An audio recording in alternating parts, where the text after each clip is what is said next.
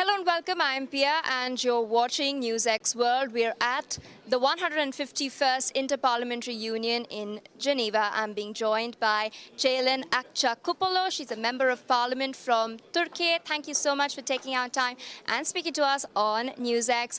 At the outset, there are members of Parliament from over 183 countries gathered over here, deliberating on the world's most pressing issue.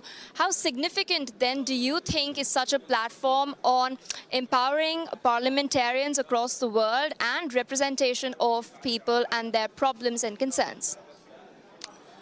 I think it's very difficult for us politicians to find a common ground, to see each other, to talk to each other, to have the space to have joint discussions on pressing issues, for instance, on sustainable development, or its humanitarian law in times of crisis, or just how we respond to conflicts, or defense, how we allocate our budgets for defense. And there's not much space to discuss that on a global platform. And IPU, fortunately, allows us to come together and connect with countries that we would never, ever be in touch with. For instance, last night I got the chance to meet with parliamentarians from Bhutan, and I got to learn that they are also dealing with the brain drain issue. Their youth is leaving. They are trying to keep the youth in the country, but they're trying to find solutions. So we got a chance to sit down and talk about local solutions to problems of such. Absolutely. And this year's theme is upholding humanitarian norms and supporting humanitarian action in times of crisis. There are over 120 global conflicts at the moment. How do you see this platform then and the deliberating space as it provides, as you've mentioned, in sort of helping to solve these conflicts? Well, here I'd like to drop a little note. I'm a Kurdish person. Even though I'm from Turkey, I'm not Turkish, I'm Kurdish. And my people are facing conflicts in 4 countries: Iran, Iraq, Syria, and Turkey.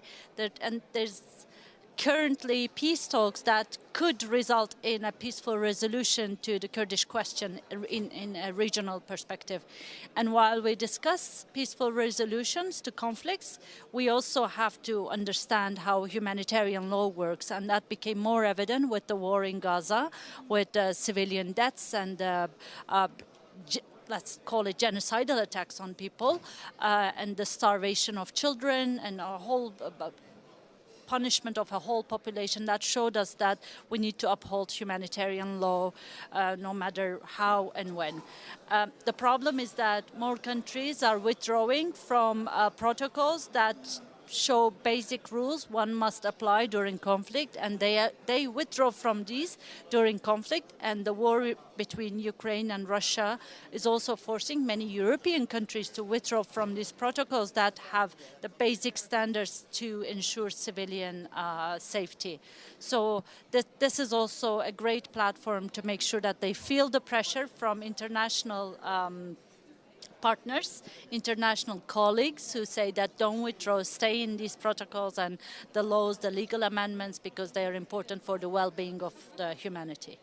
Absolutely. Some other crucial issues that are being addressed over here, as Ms. Cupolo mentioned, is climate change. Now, how is Turkey going about incorporating sustainable development? What do you think Turkey can teach the world, and what do you think Turkey can learn from the world as well?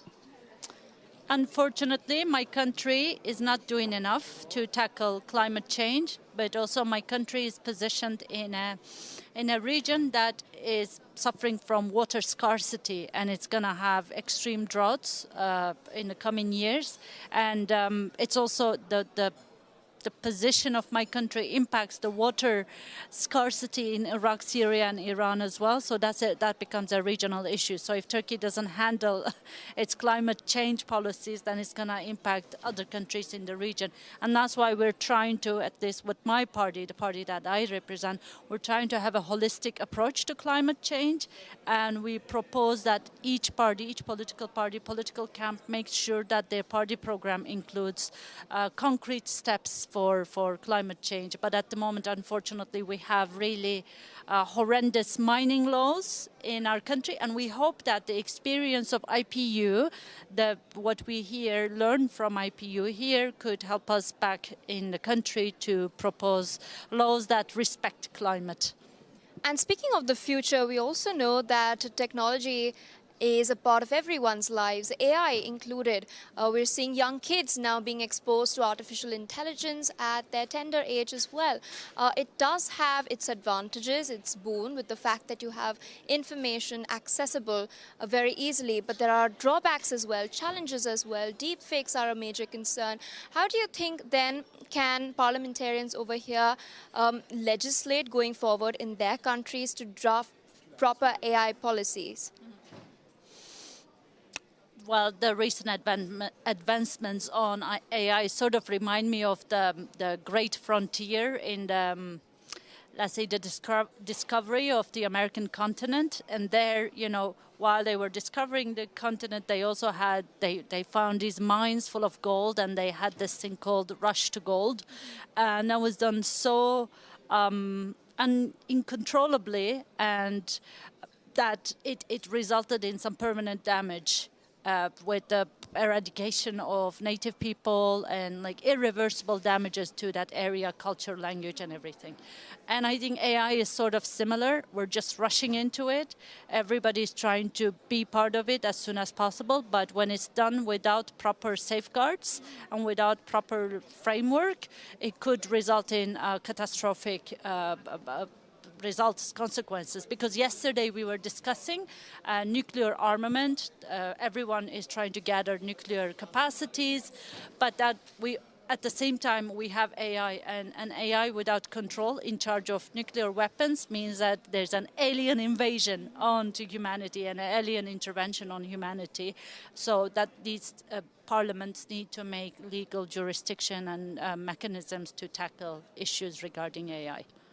And one last question. The IPU was founded in 1889, and since then it's been a very robust organization helping all parliamentarians come together and sort of chalk out solutions to different problems they're facing in different contexts across the world. What is your hope for the IPU for the future? We do know there are 183 out of 193 countries already involved. Well, I understand that bringing so many different colors together and expecting them to be in consensus is a drastic expectation. So I'm not of that expectation. But I do hope that IPU could find a way to make more concrete steps. Yes, we gather, we talk, we pass resolutions, but we also need to discuss how to make more concrete steps. All right, ma'am. With that, I would like to thank you for taking our time and speaking to us on NewsX World.